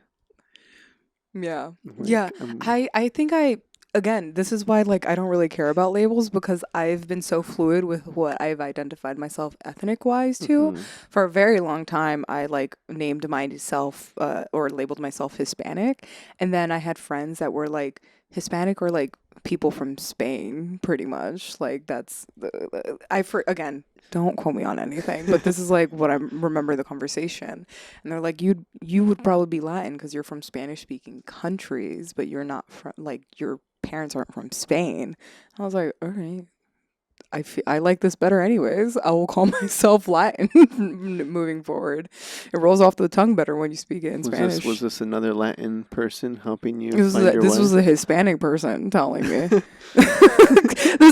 That's why I'm just like, it's so silly. Like, it really is so silly. Like, at one point, instead of putting Latinx, I was just gonna put Dominican Salvadorian. I was just like, fuck it, you have no room to guess. This is where I'm at. Yeah. I thought you were gonna say Earth. I'm from Earth. That's actually, what else you know what? That's better. Yeah, it's like why my follow-up question is always in my head, like why does it matter? It truly shouldn't. It really shouldn't matter. That's where I'm at. Yeah. So anyway. I understand it like creates I understand why labels exist. They create a sense of community. But why can't we just the amount of fights that we get into more because of labels. Well, there's too many labels. There's so many labels. There's so many labels. Well, because like on set we segregate into departments. So when we break for lunch, as a script supervisor, I'm like lonely. Yeah, you're like, when am I next? Department of one. So I sit by myself or with the sound person. Oh, sound. Let's unite. I love sound. Sound was always my favorite crew member when I was a PA because they were the only crew members that would actually help me. Help you with what? Well, like I remember in House Hunters specifically when I was working as a PA, whenever I'm like the only person that's unloading the truck and the only person loading the truck, like wow. Sometimes not even my producer would help me. And whenever I was carrying like 40 fucking C-stands to set, the only person that would like as see me as a PA sounds like a best boy or something. Okay. Oh yeah. Best girl. I don't know how it works. Best person. I don't know. No, but I would be the only one unloading everything, and time and time again when I needed help or like looked like I was struggling, because of course I wasn't asking for help as a PA because I wanted to prove myself. The sound person would drop their mic pack and help me. So ever since House Hunters, I was just like, I will die for a sound person. That's awesome. Good job, sound person. Thank you, sound. For both of you doing a job that neither should be doing. Yeah. It's great. Yeah. Okay. Let's talk about your ceramist experiences. Because you describe yourself as an occasional ceramist. Yeah. It's not a ceramicist. It's a ceramist. I think. Yeah. How has that is that a quarantine lockdown thing that started, or were you into it pre? Is this a childhood dream? Always wanted to be a ceramist. So I took like art 3D and art AD class or AP classes in high school. Okay. So I was like in fancy art classes. I'm like not an artist by trade. Like I just liked it a lot. And that was like the classes that I chose to take like really high. Creative outlets are Yeah, great. exactly. So I had been messing around with clay since I was in high school, but this was actually a pre-Smosh thing. I had started taking I think ceramic classes, or actually I think like beginning Smosh thing, where I started taking ceramic classes because I wanted a creative outlet. And there's something about using your hands for an art form that feels very cathartic. And that's what I loved about working with clay. And I call myself an occasional ceramist because it's not like I don't rely on it for like any type of income or anything. Yeah, it's a hobby. It's very much a hobby, which I like keeping my hobbies. I think we're, again, going back to hustle mentality. Everyone feels like you need to make your hobbies into side jobs, and that is not true. Yeah. You can keep your hobbies. So like occasionally I'll just have an idea to make a collection. Like for Halloween, I made like these like ghost collection things with little plates and incense diffusers and cups and everything. So when I have that like want to make a collection, I'll sell those. But recently, like I made like a teapot for my partner, and I made like this like ashtray for my best friend, and I made this other bowl for myself because I wanted to. So And this is through a consistent class or, I mean, workshop, or how does that work? yeah, so I took a 4-week class back in, like I said, 2018, 2019. And I kind of just really liked it. I really liked the studio that I was working with. I actually was at an art place, art store right before I came here. Nice. So I just had this conversation with someone, but it's called the Pottery Studio in LA, and they are probably the most reasonably priced classes and memberships that I've ever seen in the LA area. Love it. Yeah, so there was a 4-week course, and the person that I was talking to at this art store was just like, yeah, like I was talking to someone, and they were telling me that their classes were you couldn't like veer off course as to what you were making, and you could only make like 4 cups, and it was $300. And I was like, that's dumb. That's so much money to make such little things. My membership included 24 access to the studio, 24/7 access to the studio, included unlimited amount of clay that you can use, unlimited projects that you can use. You just basically the class met once a week, and that's what you were required to go to. Other than that, you can make whatever you want. You can go in and practice as much as you want. Okay, and the classes were still focused Yeah. in that same thing where you don't want to veer off because you're there to learn the specific Exactly. trade or Yeah. whatever. Yeah. Yeah. Yeah. So I think with my particular class, we were learning how to make bowls and cups because they both kind of start off the same as like a cylinder, and they both really practice on a wheel the specific throwing methods that you need to use to throw a cup and or a bowl. So in the classes that we were doing, but outside of classes, I was like throwing everything. I was like anything that I could try to make just so I could practice on how to center Yeah. clay. That's what I was doing. So yeah. Yeah, getting your hands dirty in there. That Yeah. sounds fun. Yeah. It's, consistent practice makes perfect. They say it for a reason, They say it. I'm still not like, I love throwing on a wheel because I think you can make really cool things, but I also hate it because centering clay is the hardest thing to do. As like that's my personal opinion. Where What's I'm the like, term? Is it called throwing clay? yeah, it's throwing on the wheel. So like you're on the wheel and you're throwing clay. It sounds so cool. I know. I know. I mostly hand build now because I like just being able to like really mold the clay the way I want to and not needing to worry that if it's like uncentered, it's going to be messed up. So, yeah. Lovely. Yeah. Amazing. Throwing clay. Throwing clay. That's the name of my next short film. Please. I love it. All right. I imagine. Okay. I'm gonna wind us down. Amazing. With this is not a simple topic. There's two quick, easy ones. Mm-hmm. One's gonna be a little bit I don't want to dive too deep here, but one of them's easier. Okay. Question number 1. Amazing. I'm ready. I'm just gonna throw a word out. I forget if I pulled this from where. Okay, but regardless, it's just called jealousy. Oh, yeah.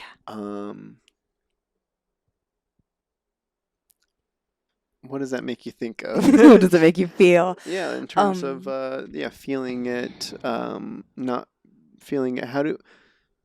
What role does jealousy play for you? Has it played? Does it play? Those are my questions. Past, present, future. Yeah. I think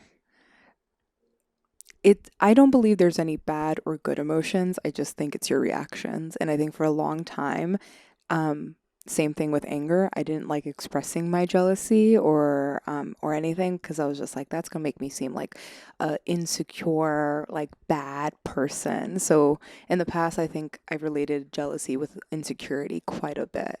And now I think I'm not trying to like claim the term to be anything different than it is, but I think I recognize that I do have moments where I like covet what others have and become a little jealous as to why they have it and I don't. And I just make sure that it doesn't overtake why I do things because I think doing things because others have it and I don't is not the greatest motivation because it's a very fickle motivation to have. So I recognize jealousy for me now, where I'm just like, well, this poet is getting book deals or they're getting recognized by the institutions that I want to get recognized by. So instead of being like, fuck that person, like, why do they have it and I don't? I'm like, okay, I just got to work harder now. Like, I got to work. They got there somehow. I just got to actually put myself out there. Right. So it's more of helps light the fire or inspire versus the other. Is that I mean, I think ultimately, one, I don't want to again ever be motivated because someone has something and I don't. I don't think that's a great motivation. Gotcha. I mean, for me personally, some people it might be. I think I try to recognize jealousy for what it is, which is me actually wanting something that someone has that I don't, but then putting that aside and being like, okay, so how do I get there myself? Yeah, like, for sure. Yeah. Yeah, I know like that jealousy. Oh, because creative industry is too hard. And jealousy, it's a classic thing with anything else. I mean, there's always going to be somebody better. Yeah. There's always going to be somebody doing more, somebody working harder. Absolutely. So it's just like an uphill battle you can never win. Yeah, I think I think one of the best examples of like jealousy I didn't let overtake my motivation was when I went to a poetry reading and heard this really, really talented girl read from her book. And I found out she was like younger than me and she just got started in the poetry scene, like actual poetry scene, way younger than me, like in high school, middle school, probably. You know, like I said, I didn't really start taking poetry seriously till I was in college, like a junior in college, senior probably. Sure. So instead of being like, well, if I had just started earlier or if I like this, that, and the third, I probably would be just as successful or more successful. Instead of going to that mindset that I think you can very easily get into when you look at someone else's success, what I ended up doing is that I heard one of her poems and she described what the type of poem was, which was a crown of sonnets, and I thought it was so cool. And instead of going like, well, I wish I would have known what a crown of sonnets was when I was fucking 22. Like, I wish. I was like, cool. I'm going to work on a crown of sonnets now because I thought it was super, super cool. And that's kind of like an example of like taking jealousy, recognizing that you do want something that someone else has, but instead of it coming from a place of like weird like malice and like bad feelings. I took it as like a learning thing where I'm just like, okay, yeah, I didn't know what this meant like when I was 20, 22, but I do now at like 26, 27. So I'm gonna do it now. Great. Yeah, 100%. Yes. No, I think about two examples from my own life. Tell me them. Uh, during 2020, um, It literally feels like yesterday and we're 2 years away. there was the, production. I didn't have, I wasn't working for the bulk of that year. I know towards the end of the year, stuff was kind of coming back. Yeah. It was sketchy stuff. Absolutely. So like early in 2021, like I almost felt like not that I've been to prison, but it felt like Yeah. you didn't know how long the sentence was. Yeah. So it was, you wake up and you just have a day to burn. Yeah. And you're just, you have you have your cell, and you're like, I eat at these times of the day, and you just try to make the best of it. Yeah. So I didn't have much creative energy whatsoever to expel. So Absolutely. It was maybe around this time of year last year, was on Instagram. Love Instagram. People, it was the South by Southwest Film Festival. Like everybody, like kind of like right now, Sundance is going on right now. Yeah. And I follow a lot of filmmakers. So I remember last year there was a filmmaker specifically that posted about getting their feature accepted into South by. And I was like, and the thing that inspired me versus spun me into the jealousy lane was she had like a nice blurb underneath about how they did it. And she was like, it's essentially like a 4-person team that took time off, like got like an Airbnb. Yeah. The 2 directors also did sound and camera, and the 2 actors were also writer background. And so they just kind of went and made a thing, just 4 people essentially. And I'm like, oh my gosh, like I could do that. That's feasible. I could do that. I have tons of hungry creative friends. So then that relit me. I'm like, oh my gosh, they're like that got me going again. Reignited everything. So helpful. Jeez, that was so cool. Yeah. But then I also,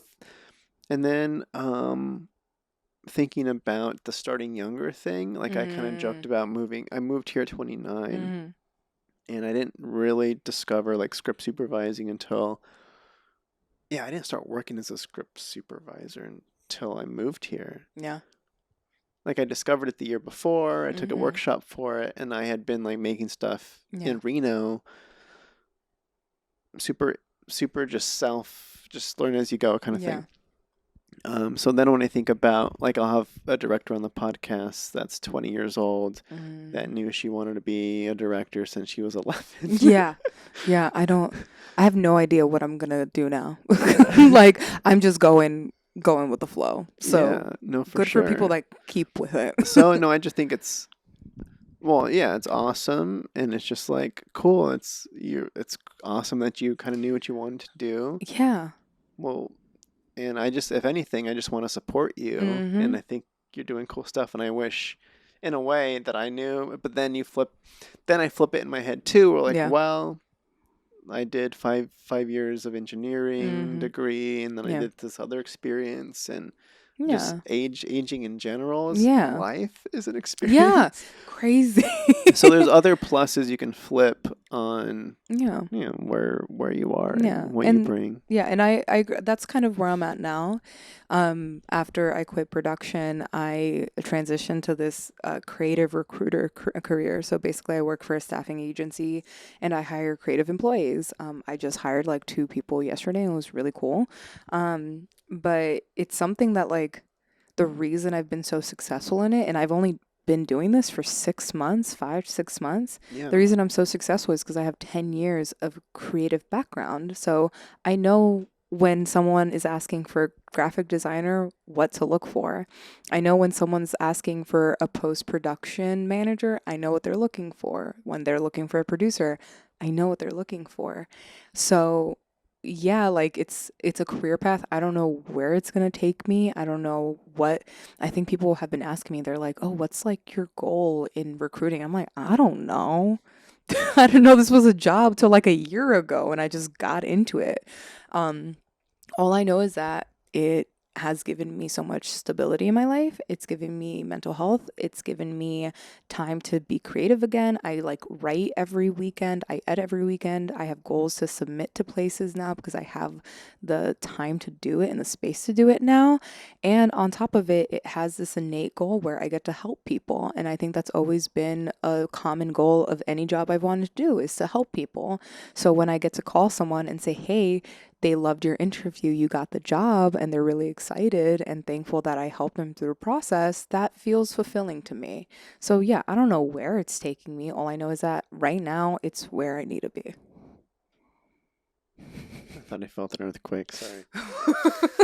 It's been so windy. I it's think just it the just wind. Was your words in a way that shook me.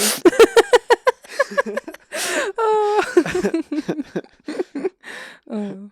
No, that's awesome. Yeah. That's a great segue out of the show. Yeah. But no, for sure, on like what you're headed towards and the unknown and stability and being in a nice.